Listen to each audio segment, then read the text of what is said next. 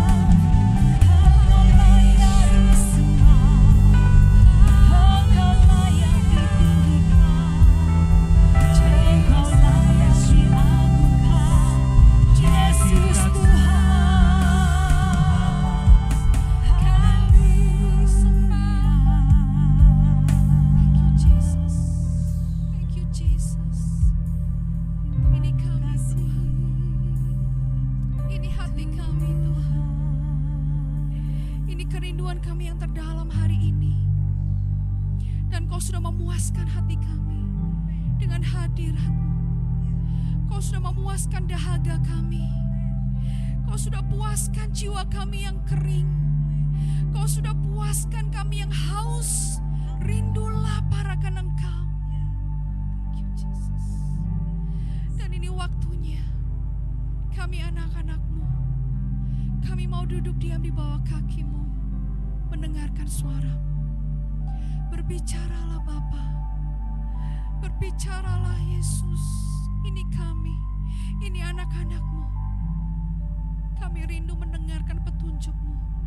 Kami rindu mendengarkan nasihat-Mu. Kami merindu mendengarkan penghiburan-Mu. Dan bahkan kami rindu mendengarkan didikan-Mu. Ajari kami, ajari kami. Kami berdoa untuk firman yang akan disampaikan. Biarlah firman itu adalah isi hati-Mu yang akan menguatkan kami. Terima kasih ya Bapak, kami siap untuk mendengarkan firman. Hanya di dalam nama Tuhan Yesus kami berdoa. Amin. Amin. Salam sejahtera buat kalian semua para hadirin jemaat Allah yang saya kasihi, dimanapun saudara berada, yang hari ini saudara ikut bergabung di ibadah online. Dari tempat ini saya mengucapkan shalom. Hidup di hari-hari ini yang namanya gereja Tuhan, yang namanya hamba-hamba Tuhan, yang namanya anak-anak Tuhan, saya mau katakan ya, kerohanian kita ini harus mengalami peningkatan. Jadi jangan sampai sebagai gereja Tuhan, sebagai hamba Tuhan, sebagai anak-anak Tuhan yang sudah aktif ya di dalam Tuhan ini tadi, kehidupan kekristenan kita itu merosot, kerohanian kita itu merosot. Tuhan tidak mau. Jadi Tuhan mau supaya ya nilai hidup kekristenan kita itu ada peningkatan. Ya, ada peningkatan. Berbicara tentang apa lagi? Buah-buah roh, berbicara tentang karunia roh, itu harus senantiasa memenuhi pribadi lepas pribadi kita. Harus memperlengkapi supaya apa? Supaya kehidupan kekristenan saudara dan saya, kita bisa menjadi saksi yang baik. Amin. Jadi kalau kita itu ingin diberkati, saya mau katakan kita harus memulai dari mana? Dari kerohanian kita, saudara. Saudara setuju, saudara ingin diberkati oleh Tuhan? Saudara harus memulai dari yang rohani dulu. Sebab Alkitab katakan, apa artinya engkau memperoleh seluruh dunia tetapi engkau binasa? Betul? Jadi dapat digambarkan itu seperti ini loh saudara. Seperti orang tua terhadap anak-anaknya. Anak-anak dikehendaki disekolahkan supaya naik kelas, enggak saudara? Supaya naik kelas. Demikian pula berbicara Tuhan ya kepada kita juga sama. Tuhan menginginkan supaya kehidupan kekristenan kita itu meningkat. Diibaratkan itu seperti sebuah barang dari sebuah perusahaan atau sebuah pabrik yang dipasarkan. Dikehendaki laku keras enggak saudara? Dikehendaki ada peningkatan di dalam penjualan enggak saudara? Pasti enggak mungkin sebuah perusahaan yang membuat sebuah ya produk barang ini tadi ya dipasarkan ya enggak ada peningkatan di dalam penjualan, enggak mungkin saudara. Yang namanya ya sebuah produk yang dipasarkan ini tadi dikehendaki supaya apa? Ada peningkatan di dalam penjualan. Itu saudara. Jadi kalau tidak ada peningkatan maka membosankan. Semua katakan, kalau saya tidak meningkat, katakan, kalau saya tidak meningkat, saya akan menjadi pribadi yang membosankan. Betul nggak saudara? Itu saudara. Jadi kalau kita ini tidak meningkat, apalagi kita akan ketinggalan saudara. Kita akan ketinggalan. Apalagi saudara kalau kita tidak ada peningkatan, kita akan ditinggalkan. Nah itu sebabnya di dalam kehidupan kekristenan ya nilai harus meningkat. Itu sebabnya tema khotbah saya hari ini yang saya sampaikan, nilai harus meningkat. Bagian yang pertama yang saya akan bagikan. Jadilah orang Kristen yang bernilai baik. Ya, katakan bersama saya, jadilah orang Kristen yang bernilai baik. Setuju? Nah, ini penting sekali. Jadi jangan sampai ya Bapak, Ibu, Saudara dan saya sudah terima Yesus sebagai Tuhan dan Juru Selamat, kita tidak ada peningkatan. Ya, jadilah orang Kristen yang bernilai baik, yang artinya apa? Kita sungguh-sungguh mendapat nilai yang baik gitu saudara. Sebab arti kata nilai itu sesuatu yang berharga. Ya, sesuatu yang berharga, yang disepakati, yang dipercayai, yang dipegang, dan yang harus dihidupi. Ya, supaya apa? Ada peningkatan di dalam penilaian ini tadi. Betul saudara? Sehingga apa? Kalau kita mengerti ya bahwa sesuatu yang berharga, yang kita percayai, yang kita pegang, yang kita sepakati, dan kalau itu kita hidupi dengan sungguh-sungguh, maka ada peningkatan, kualitasnya beda. Demikian pula di dalam kehidupan kekristenan kita, Tuhan menghendaki supaya kita menjadi pribadi orang Kristen yang sungguh-sungguh mempunyai kualitas baik, menjadi orang Kristen yang bernilai baik. Itu artinya apa? Bisa menjadi kesaksian bagi banyak orang. Sebab apa? Alkitab sendiri mengatakannya, engkau akan menjadi saksiku dari Yerusalem, Yudea, Samaria, sampai ke ujung bumi. Benar saudara? Nah itu kehendak Tuhan. Jadi itu sebabnya berbicara tentang nilai itu sangat menentukan. Ya, semua katakan nilai itu menentukan. Ya, jadi ibarat itu seperti orang tua terhadap anak-anaknya. Orang tua ini bisa senang, orang tua ini bisa emosi gara-gara apa? Nilai, betul enggak? Yang artinya apa? Kalau anak yang disekolahkan ini tadi, dia mau sungguh-sungguh berjuang dengan baik, menjadi murid di sekolahan dengan baik, mau belajar dengan tertib, dengan sungguh-sungguh, pasti anak ini akan mendapat nilai yang baik. Betul enggak saudara? Sehingga pada waktu anak ini mendapat nilai-nilai yang baik, orang tua senang enggak saudara? Pasti senang. Tapi kalau anak yang disekolahkan ini sudah dibayar, ya bayarnya sudah mahal, mungkin pakai les dan lain sebagainya. Tapi nilainya jelek saudara. Orang tua yang pasti marah saudara. Orang tua mana yang tidak marah melihat anak-anak yang sudah dibiayai dengan sungguh-sungguh. Tetapi tidak ada kesungguhan di dalam belajar ini tadi. Sehingga nilainya ini tidak baik saudara. Pasti orang tua akan jengkel, akan marah. Mungkin gitu ya.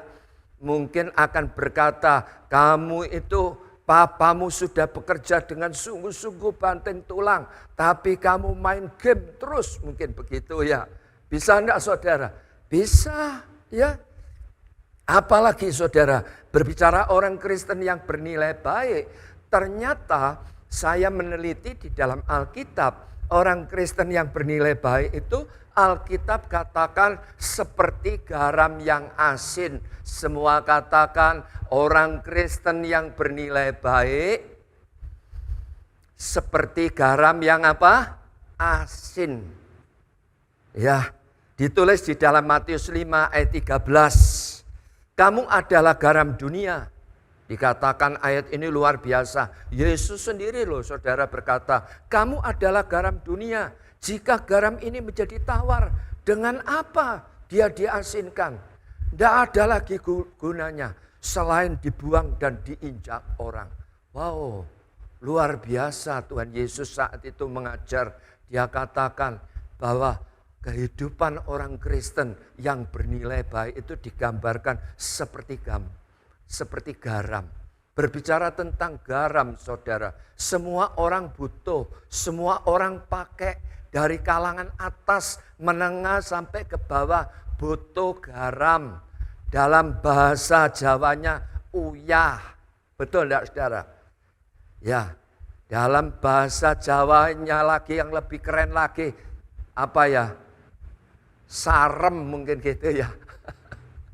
Betul enggak, saudara? Nah, jadi sekalipun garam tersebut kelihatannya biasa dan nilainya tidak seberapa, saudara, kurang bernilai lah. Tetapi semua orang butuh, semua orang pakai, betul? Bahkan setiap orang di dalam rumah tangga, ibu-ibu mesti ada persediaan garam. Dan bahkan kalau saudara sebagai seorang pengusaha toko kelontong lah, katakan ya, saudara Pak kalau jual produk yang namanya garam di toko saudara, kira-kira laku enggak? Saya percaya pasti laku. Pasti laku, saudara. Jadi orang Kristen yang bernilai ya, yang bernilai baik ya, pasti dibutuhkan Tuhan. Betul, saudara? Pasti dipakai Tuhan. Saudara mau dipakai oleh Tuhan? Nah, hari ini Tuhan ingatkan ya, orang Kristen ya, supaya bernilai baik, saudara. Jadi jangan sampai kehidupan kita ini asal-asalan, jangan, saudara. Sebab apa? Tuhan mau pakai kita, Tuhan butuh kita. Ya, berbicara garam, berbicara apa lagi? Dipakainya sedikit, pengaruhnya besar. Semua katakan garam itu dipakainya sedikit. Ya, dipakainya sedikit, pengaruhnya apa? Besar. Katakanlah ya, di tangan saya ini sebuah mangkok sup ayam. Ya, sup ayam jagung mungkin gitu ya. Satu mangkok kecil gini ya. Kira-kira kalau dikasih ya garam 5 sendok gitu, kebanyakan enggak, saudara? Kebanyakan, saudara. Yang artinya apa? Pakainya itu sedikit, mungkin setengah sendok teh mungkin cukup. Betul enggak, saudara? Ibu-ibu betul ya? Ya, satu mangkok sup jagung ayam gitu ya. Dikasih garam itu setengah sendok teh mungkin cukup gitu ya. Ya, jadi pakainya sedikit tetapi pengaruhnya itu besar. Jadi yang artinya apa? Yang artinya engkau hari ini sebagai anak-anak Tuhan, engkau sudah terima Yesus sebagai Tuhan dan Juru Selamat. Alkitab katakan engkau adalah garam dunia, kan begitu ya. Jadi jangan berkata engkau ini adalah minoritas. Jangan berkata minoritas lagi. Sebab apa? Sekalipun kita ini sedikit, tetapi kita adalah garam dunia, mempengaruhi ya, punya pengaruh yang besar. Wow, luar biasa sekali. Jadi yang artinya apa? Yang artinya ini dengan kekurangan kelemahan saudara dan saya mau katakan, ndak usah minder, ndak usah malu, ndak usah apa lagi, ya ndak usah kita itu ya isin, saudara. Tetapi apa? Kita harus tetap percaya Tuhan yang sudah memanggil kita, Tuhan yang sudah memilih kita. Bahkan dikatakan di dalam 1 Korintus 1, nanti baca sendiri di rumah, ayat 26 sampai 28. Dikatakan ketika yang lemah ini tadi dipilih oleh Tuhan, dapat memalukan orang-orang yang kuat. Ketika yang bodoh ini dipilih oleh Allah, dikatakan dapat memalukan orang-orang yang berhikmat. Bahkan orang yang tidak terpandang, orang yang hina, orang yang tidak berarti, pada waktu dipilih Allah dapat meniadakan orang yang berarti. Luar biasa enggak, saudara? Jadi yang artinya apa kesimpulannya? Orang Kristen yang bernilai baik pasti punya pengaruh di alam nyata dan di alam roh. Amin. Itu, saudara, kita pegang sungguh-sungguh. Kita harus sadar, saudara, sebab Alkitab yang ngomong ya. Jadi orang yang bernilai baik, Alkitab katakan seperti garam ya, yang menggarami dunia ini tadi. Apalagi ya, berbicara tentang garam, jika digunakan pasti larut dan hilang Semua katakan garam kalau dipakai pasti larut dan hilang. Amin. Jadi kembali perumpamaan saya, di tangan saya tadi ada apa saudara? Semangkok sup jagung ayam. Ya, itu kalau sudah dikasih garam, ya garam itu diaduk, dikehendaki supaya larut dan hilang. Tidak mungkin seorang ibu-ibu rumah tangga masak sup jagung ayam ini tadi, ambil garam mungkin gitu ya, dimasukkan garamnya itu masih berupa bongkahan, itu tidak mungkin saudara. Pasti dikehendaki supaya garamnya ini larut dan menjadi hilang. Yang artinya apa? Pada waktu kita ya merasakan kuahnya ini tadi, ada rasa garamnya asin gitu mungkin ya. Pada waktu kita mengambil jagungnya, garam itu juga nempel di jagung tersebut. Pada waktu kita mengambil ayamnya, ya kita juga ya pasti ayam ini tadi juga ada rasa garamnya. Bahkan sampai sop itu habis dimakan, habis tinggal mangkoknya. Mangkoknya dijilati pun ya ada rasa garamnya. Betul enggak saudara? Jadi yang artinya apa saudara? Yang artinya orang Kristen yang bernilai baik pasti tidak sombong. Amin. Pasti tidak mempermuliakan diri sendiri. Hati-hati loh saudara. Ini penting sekali. Di dalam kehidupan kekristenan kita, memang Tuhan menghendaki nilai kehidupan kekristenan harus meningkat. Dan kalau hari ini kita diingatkan tentang garam. Garam itu kalau ditaruh di sup jagung ayam ini tadi, dia larut dan hilang. Yang artinya apa? Kita tidak boleh sombong. Itu saudara, kita harus menjadi teladan. Menjadi teladan dalam hal apa? Karakter kita, kasih, sukacita, damai sejahtera, kesabaran, kemurahan, kebaikan, kesetiaan, kelemah lembutan, penguasaan diri harus memperlengkapi kita.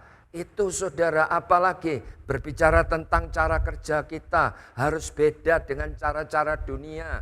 Amin.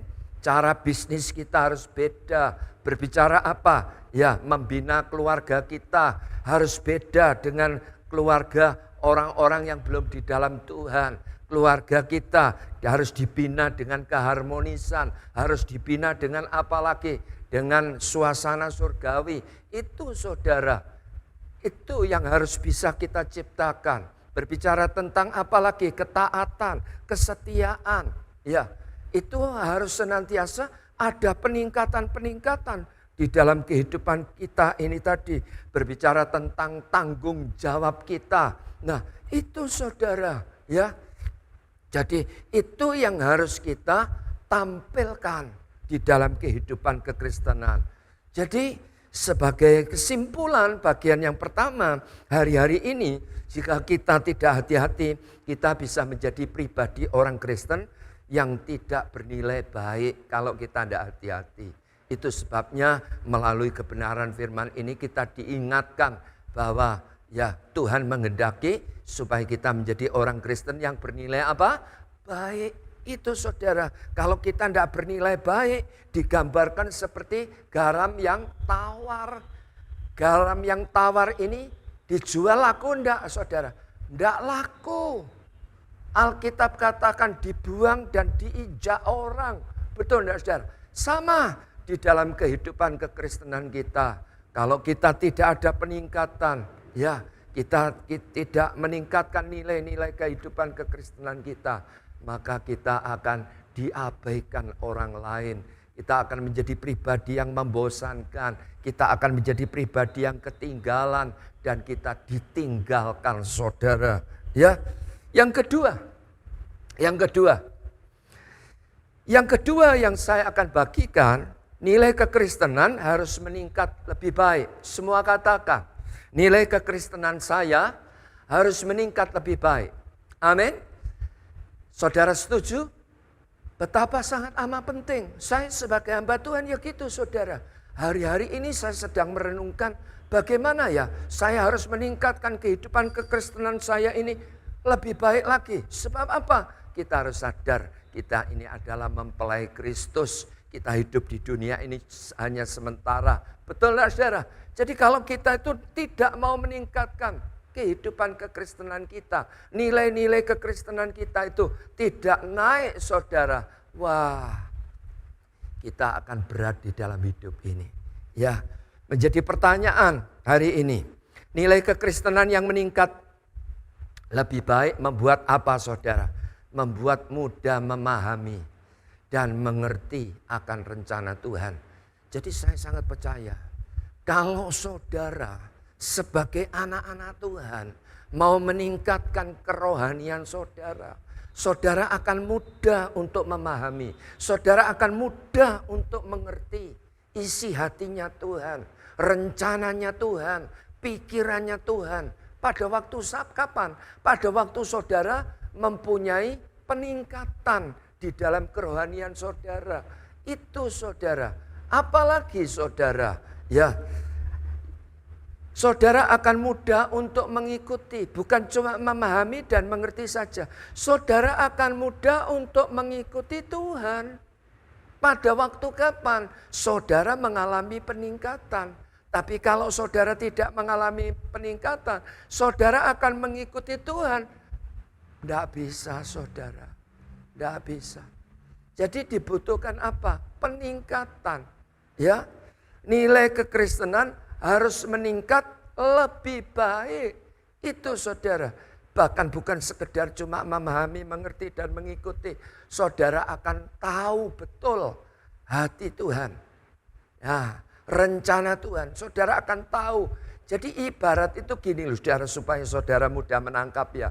Gambaran saudara itu ya naik di sebuah apartemen tingkat 30 lah.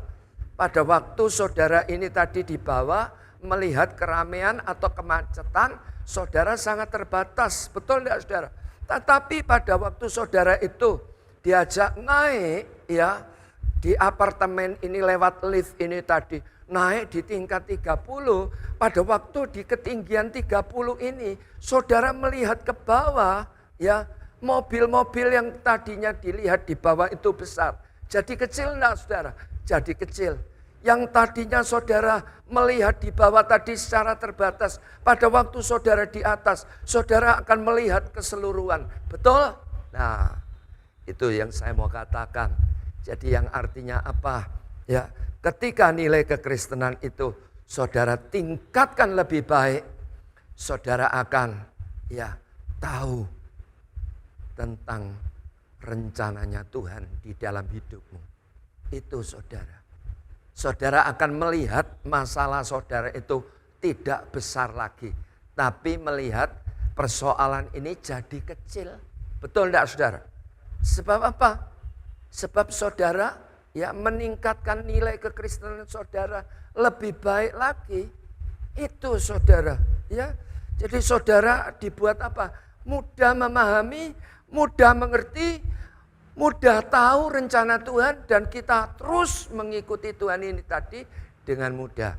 Saya berdoa itu yang akan terjadi di dalam kehidupan kekristenan. Apalagi ya jika nilai kekristenan itu meningkat lebih baik, membuat apa lagi? Lebih mudah menerima berkat. Katakan, aku lebih mudah menerima berkat. Iya saudara. Jadi kalau saudara mengalami peningkatan di dalam kerohanian saudara, saudara akan lebih mudah untuk menerima berkat-berkat Tuhan. Itu saudara. Jadi itu saudara.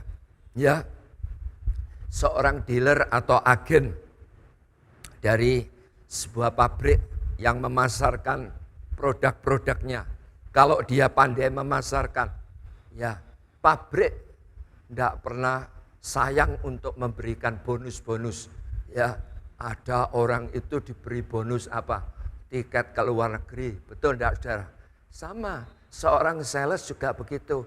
Kalau seorang sales ini tadi, ya, pada waktu memasarkan sebuah produk dari sebuah perusahaan ini dia pandai memasarkan sampai terjadi penjualannya itu bagus. Ya, dia tidak usah nuntut minta mobil yang tadinya mungkin naik sepeda motor gitu ya, bisa kehujanan, bisa diterpa angin gitu.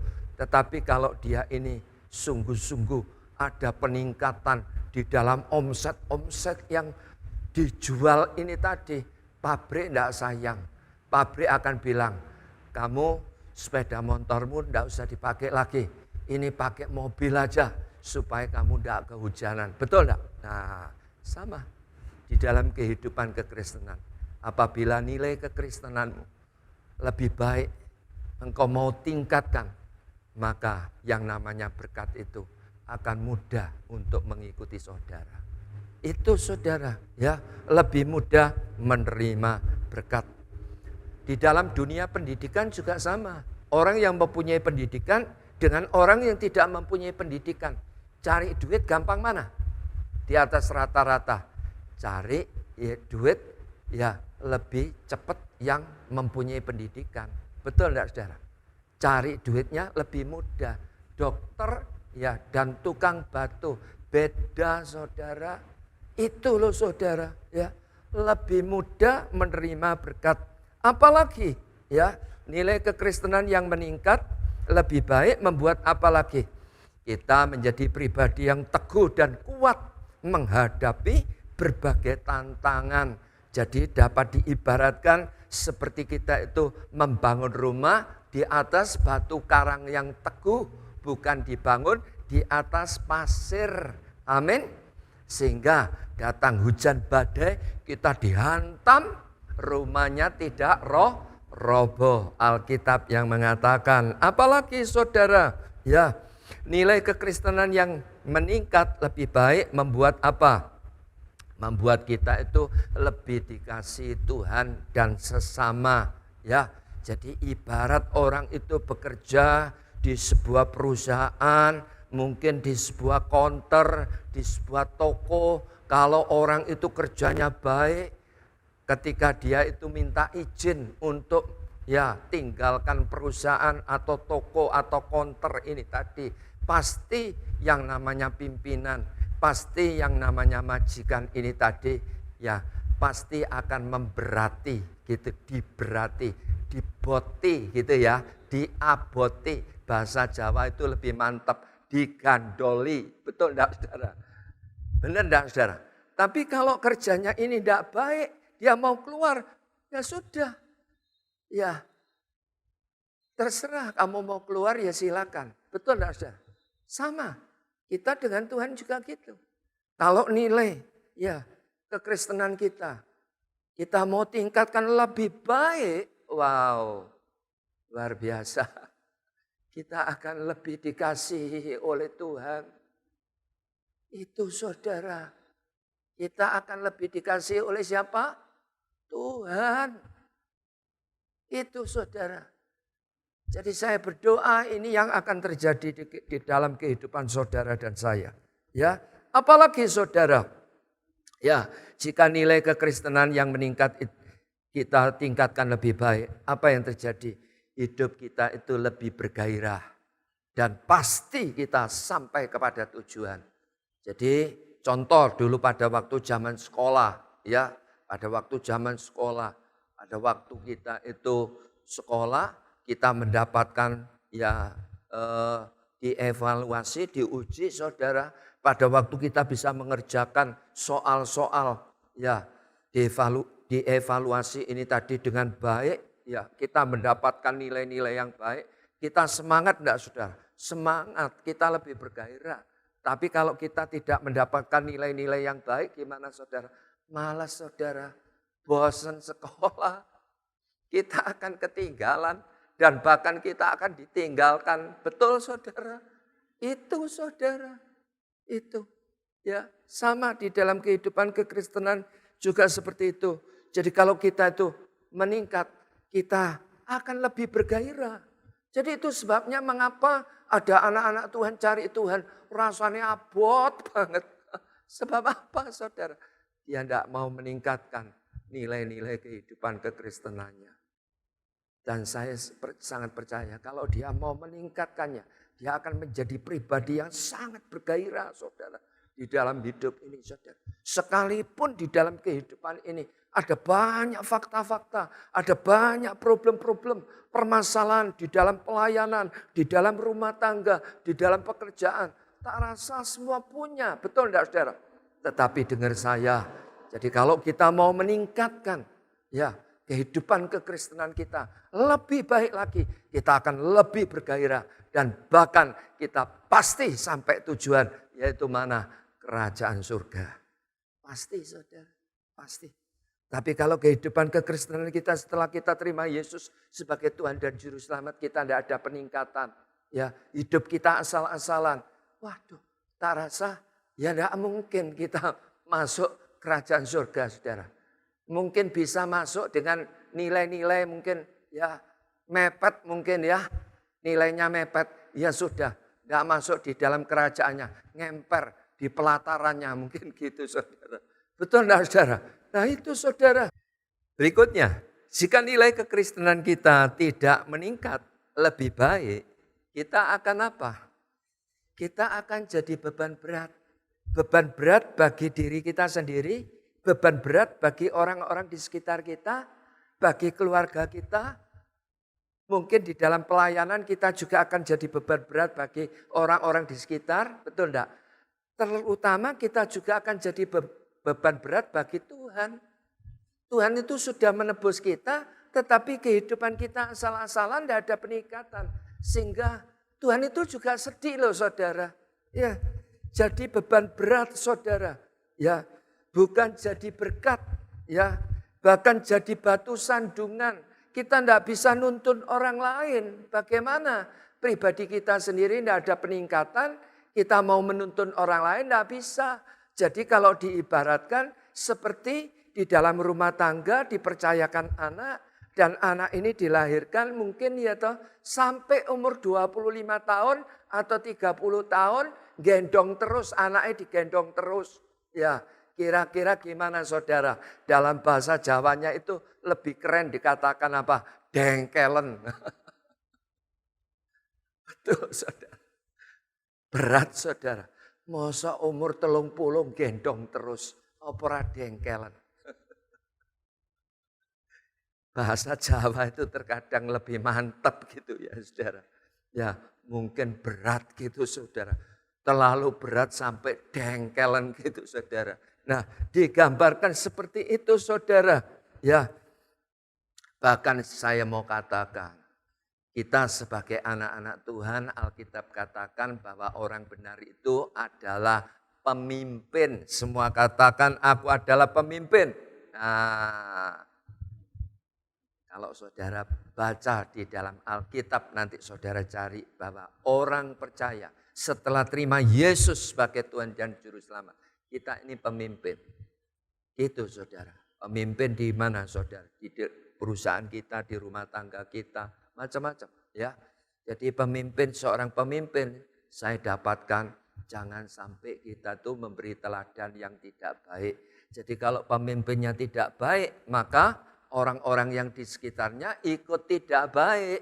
Coba ya saudara buka di dalam Imamat 4 ayat 3 bagian A. Saya membaca. Maka jikalau yang berbuat dosa itu imam yang diurapi. Sehingga bangsanya turut bersalah. Nah, saudara lihat ayat ini luar biasa. Maka jikalau yang berbuat dosa itu imam yang diurapi, sehingga bangsanya turut bersalah. Jadi yang artinya engkau sebagai orang Kristen saudara, kalau saudara tidak mau meningkatkan kerohanianmu lebih baik, saudara akan menjadi batu sandungan bagi orang lain.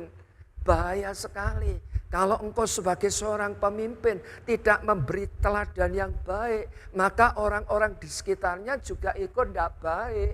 Betul nah saudara? Ini loh saudara. Ya, jika pemimpinnya salah, semua ikut salah. Jadi itu sebabnya saya mau katakan saudara sebagai anak-anak Tuhan, jangan lupa untuk mendoakan saya. Supaya apa? Saya yang dipercayakan sebagai hamba Tuhan, sebagai leader di tengah-tengah gereja ini. Jangan sampai saya salah. Sebab apa? Kalau saya salah, maka semuanya akan jadi salah. Betul enggak? Jadi ibarat itu seperti sebuah gerbong kereta api. Saya itu kepalanya dan gerbong-gerbongnya ini tadi Bapak Ibu Saudara semuanya yang ada di belakang saya. Jadi kalau saya salah, ikut salah, artinya begitu saudara. Ya, apalagi jika nilai kekristenan kita tidak meningkat lebih baik, kita akan apa?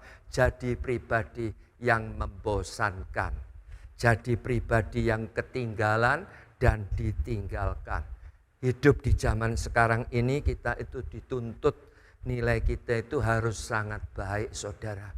Jadi kalau tidak ada peningkatan ya bosan, digambarkan seperti sebuah HP saudara. Ya HP ini tadi saudara ya seperti HP juga sama ya. Jadi HP sekarang ini maju saudara, canggih, muncul lagi yang baru-baru. Seperti itu saudara ya. Jadi Tuhan menghendaki sama diibaratkan seperti seorang pelayan di toko lah. Kalau pelayan itu dengan ramah saudara, saya pernah masuk di sebuah toko saudara. Ya pelayannya itu ramah sekali, bagus sekali saudara.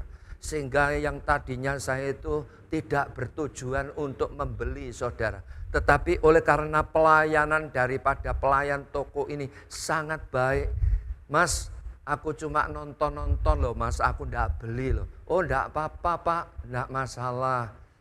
Bapak lihat-lihat saja, siapa tahu di lain waktu Bapak dapat berkat, Bapak bisa datang kemari. Loh betul loh saudara, betul saudara. Sehingga apa, saya dilayani dengan baik. Wah akhirnya apa, hati saya tergerak, wah pelayanannya baik.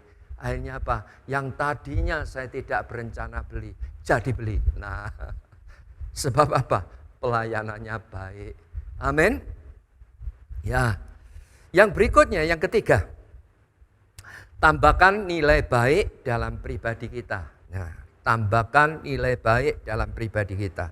Nah, jadi begini saudara, sebelum kita itu menambahkan sesuatu yang baik di dalam pribadi kita perlu tahu dulu bagaimana jalannya nilai itu berlaku pada diri seseorang.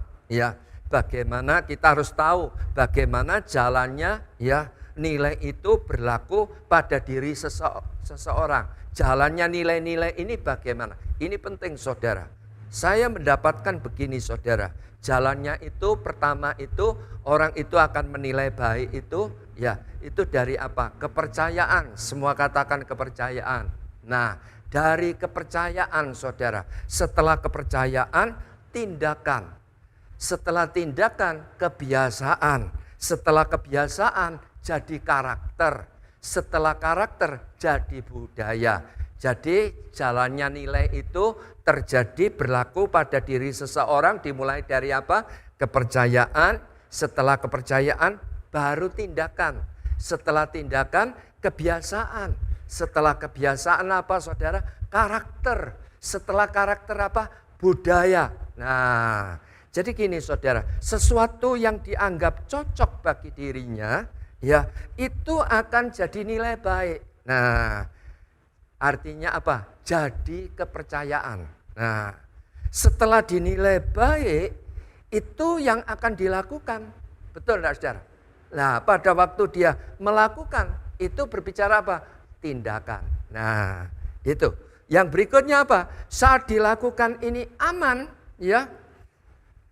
Saat dilakukan aman, dia akan lakukan ulang. Ya, sehingga apa? Menjadi kebiasaan. Dan kemudian apalagi? Kebiasaan yang tidak bisa diubah akhirnya mengakar, yang artinya apa? Jadi karakter. Dan karena akarnya itu tidak bisa dicabut, jadi apa? Budaya. Saya memberi contoh, ya. Contoh budaya korupsi lah katakan, budaya tidak jujur lah, Ya, semua orang pasti mengalami. Ya, saya pun juga pernah mengalami. Tapi kalau kita tidak berubah itu berbahaya. Ya, contoh tidak jujur, curang atau korupsi dimulai dari mana? Dari pikiran. Dengan percaya akan nilai-nilai seperti ini. Ya, kalau aku bekerja begini-begini saja, kapan aku menjadi kaya? Kapan aku iso sugih? Mungkin gitu ya. Nah, ini saudara, dimulai dari mana? Pikiran. Dengan mempercayai nilai-nilai, dan dia itu mengatakan, kalau hidupku begini-begini saja, kapan aku bisa kaya? Akhirnya apa? Ya, kembali lagi pikiran ini tadi mengembangkan, mulai mikir-mikir saudara. Aku sudah bekerja, aku sudah melayani, mungkin begitu ya, sudah bertahun-tahun, ya apa salahnya kalau aku mengambil sedikit? Nah, mengambil apa? Sedikit. Katakan kita itu di sebuah toko lah, kita sudah kerja begitu lama, apa salahnya? Aku seperti keluarga dan bahkan aku dianggap keluarga, aku dipercayai oleh perusahaan ini tadi. Apa salahnya kalau aku ngambil 10.000? Nah, dimulai mikir itu. Kan enggak salah aku keluarga. Halo, bisa enggak saudara? Hanya apa saudara? Ya, setelah percaya, dia pikir-pikir dikelola di dalam pikirannya, dia menganggap bahwa bosnya itu menganggap keluarga, kalau dia mengambil berapa tadi? 10.000 enggak masalah. Ngambil enggak saudara? Ngambil 10.000 ya enggak masalah kok. Nah kan gitu saudara. Setelah itu apa saudara? Ya, setelah diambil 10.000 ini tadi, kok rapopo, kok aman? Bosnya rata nanyai, enggak negur aku. Nah, enggak ditegur, enggak diingatkan, seakan-akan aman. Bisa enggak diulang? Diulang. Dari 10.000 ditingkatkan berapa? Saya tak nyoba, njukuk 50. Nah, ngambil berapa? 50.000. Ditingkatkan lagi saudara. Ternyata juga aman-aman saja. Enggak ada teguran. Ya, semua beres-beres saja. Nah, bisa ditingkatkan enggak saudara? Akhirnya naik saudara menjadi 1 juta, 2 juta. Seperti itu saudara. Menjadi biasa, kebiasaan. Nah ini loh saudara. Habis percaya, tindakan, kebiasaan. Itu saudara. Kebiasaan ini akan berlanjut. Sulit untuk berubah, mengakar menjadi karakter. Nah karakternya yang tadinya jujur, sekarang tidak jujur. Nah gimana saudara? Rusak enggak saudara? Rusak saudara. Di dalam pelayanan pun juga begitu. Kita bisa mencuri waktu, mencuri tenaga, bukan cuma uang saja. Nah bahaya saudara. Kita harus mengerti jalannya nilai ini berlaku di dalam kehidupan ini. Kita harus mengerti sebelum kita ini mau menambahkan nilai yang baik di dalam kehidupan kita. Amin, saudara. Karena mengakar dan tidak bisa dicabut, akhirnya jadi budaya. Budayanya apa saudara? Budayanya korupsi, budaya curang. Itu saudara, bahaya. Sangat berbahaya sekali. Memang kita harus belajar. Jadi iblis itu nyeretnya itu tipis. Seperti ya Pak tukang itu masang keramik itu ditata itu meleset sedikit kelihatan enggak? Enggak terlihat. Tetapi coba dua-dua ini ditarik terus panjang. Akhirnya akan ya enggak sejajar. Seperti itulah cara kerja iblis di hari-hari ini ya. Jadi sebelum kita itu menambahkan nilai yang baik, kita harus mengerti prinsip-prinsip berlakunya nilai di dalam kehidupan ini tadi saudara. Melalui apa? Kepercayaan, setelah percaya tindakan, kebiasaan, dan kemudian apa? Karakter dan budaya. Nah, yang berikutnya tambahkan nilai baik terutama di dalam kehidupan kekristenan kita untuk rumah tangga kita masing-masing di dalam pelayanan dan pekerjaan. Yang artinya apa? Nilai baik dalam rumah tangga, ciptakan damai sejahtera, ciptakan keharmonisan, suasana surga, itu penting. Yang rukun saudara, yang suka berdamai dengan anggota keluarga. Jadi jangan sampai ada masalah kecil digedek-gedek nih. Jangan saudara, apalagi saudara, nilai baik dalam pekerjaan, ya jangan menghalalkan segala cara. Mungkin di dalam kehidupan ini saya berbicara kehidupan sehari-hari, kalau saudara mempunyai tagihannya bulan 10, belajar, dibayar lebih awal, mungkin tanggal 5, tanggal 7 gitu saudara. Jangan sampai terus telat atau terlambat, jangan. Ya, dimulai dari apa? Hal-hal kecil saudara, apalagi belajar dari hal-hal kecil. Mungkin kita bayar parkir lah. Parkir itu sekarang berapa? Mungkin 2.000, 3.000 ya. Kalau di kota itu 3.000 saudara, mungkin bisa 5.000. Macam-macam sekarang bervariasi. Ya, artinya apa saudara? Supaya kita ada peningkatan. Ya, sesekali lah ya. Kita itu diberkati, tukang parkir diberi 20.000, dibeli 10.000. Belajar saudara. Itu saudara, kita harus belajar ya. Nilai baik dalam melayani Tuhan dan sesama. Ya, jangan asal-asalan ya. Layani dengan hati yang tulus, hati yang baik. Jangan malas saudara. Jangan apalagi, jangan mudah cemar. Nah, ini penting saudara. Jadi jangan mudah cemar. Terkadang memang iblis itu ya buat hati pikiran kita itu cemar. Melihat apa? Kekurangan-kekurangan orang-orang yang ada di sekitar kita. Contoh, saya sendiri sebagai hamba Tuhan, saya pun juga belum sempurna. Pada waktu saudara mengetahui kelemahan kekurangan saya, saudara cemar. Berbahaya enggak saudara? Berbahaya. Jadi kalau saudara ingin melayani Tuhan dan sesama dengan baik, dimulai dari hati yang baik saudara, jangan gampang cemar ya. Apalagi belajarlah untuk menerima hal-hal yang baru. Terkadang muncul hal-hal yang baru di mana hati pikiran kita itu tidak cocok. Bisa enggak? Bisa saudara, belajar ya. Saya pun juga begitu, belajar saudara. Kalau kita tidak pernah belajar, kita tidak pernah bisa. Apalagi jangan gampang mutung. Jangan gampang sewot, nah dikit-dikit marah, mutung. Yang tadinya sudah melayani baik, wes preise raslah melayani. Lah jangan saudara, sayang. Sebab apa? Sampai detik ini loh, saya mau katakan Tuhan itu butuh kita semua. Betul nah saudara?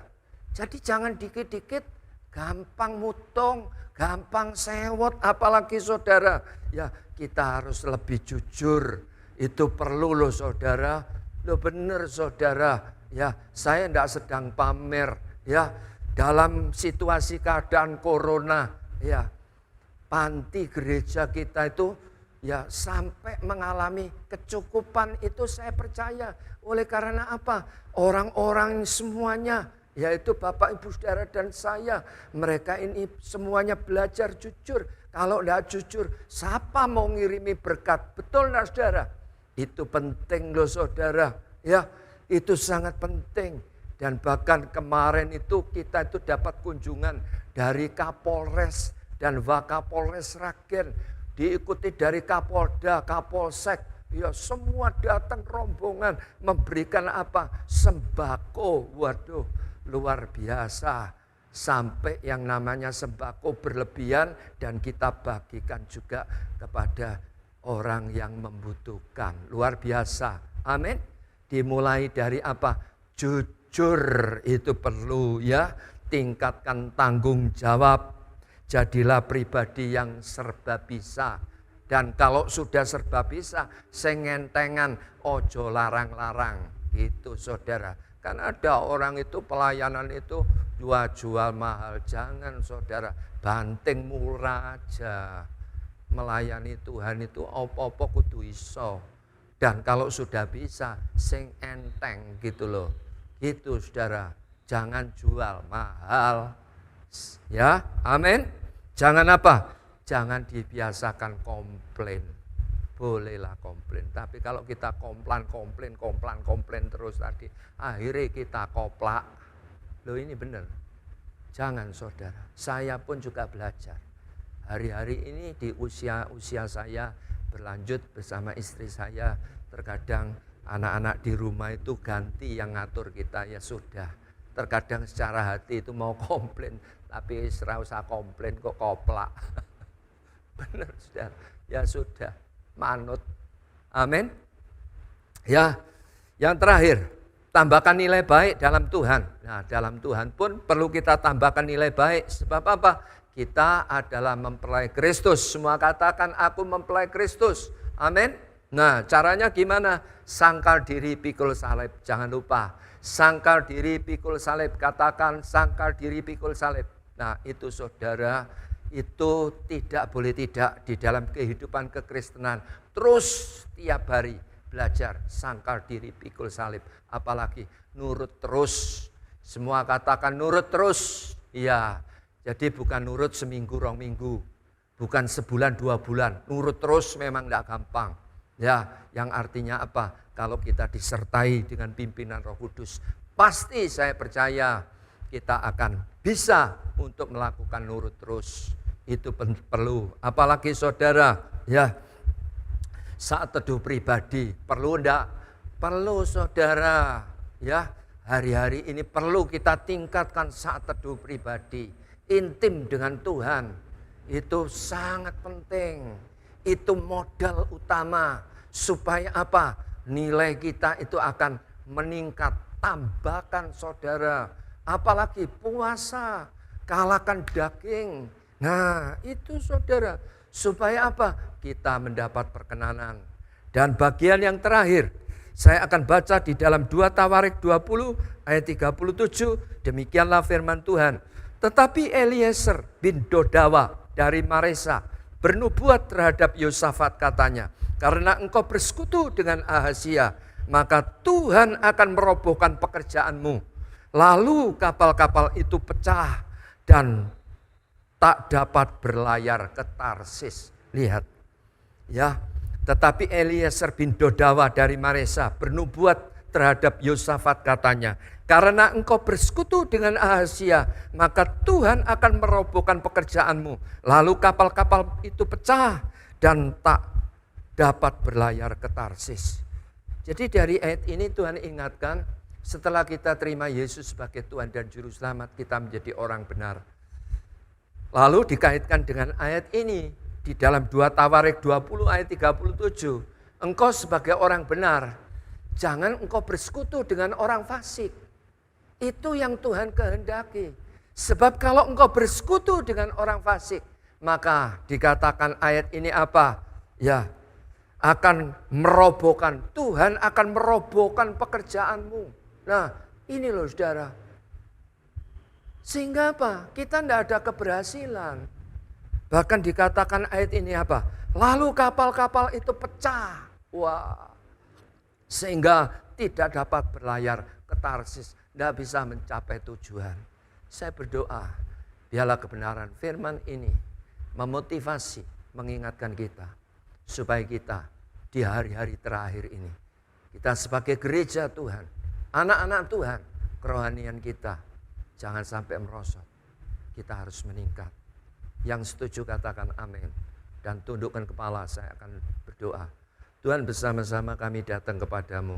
Kami panjatkan ucapan syukur. Kami percaya Tuhan, kalau hari ini Engkau memotivasi, mengingatkan kami, supaya di dalam kehidupan kekristenan, kami boleh menambahkan nilai yang lebih baik lagi.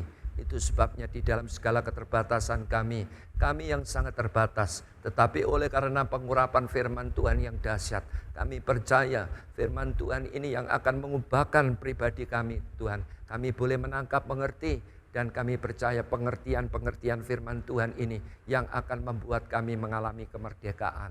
Mampukan kami jadi pelaku firman Tuhan. Oh, sungguh kami percaya Tuhan, kami percaya oleh karena pimpinan Roh-Mu, Engkau akan meningkatkan kepribadian kami lepas pribadi. Dan pada waktu kami meningkat Tuhan, kami sungguh-sungguh dapat memahami, mengerti, kami dapat mengikuti, dan bahkan kami akan tahu rencana-Mu Tuhan. Kami akan terus berjalan di dalam jalan-jalannya Tuhan. Terima kasih Tuhan, terima kasih. Berkati anak-anak-Mu yang hari ini yang sudah mendengarkan firman ini, jadikan kami semuanya pelaku firman. Terima kasih Tuhan, terima kasih. Di dalam berkat nama Bapa, Putra dan Kudus, dalam nama Tuhan Yesus kami berdoa, ucapkan syukur. Yang percaya diberkati katakan amin. Tuhan Yesus memberkati.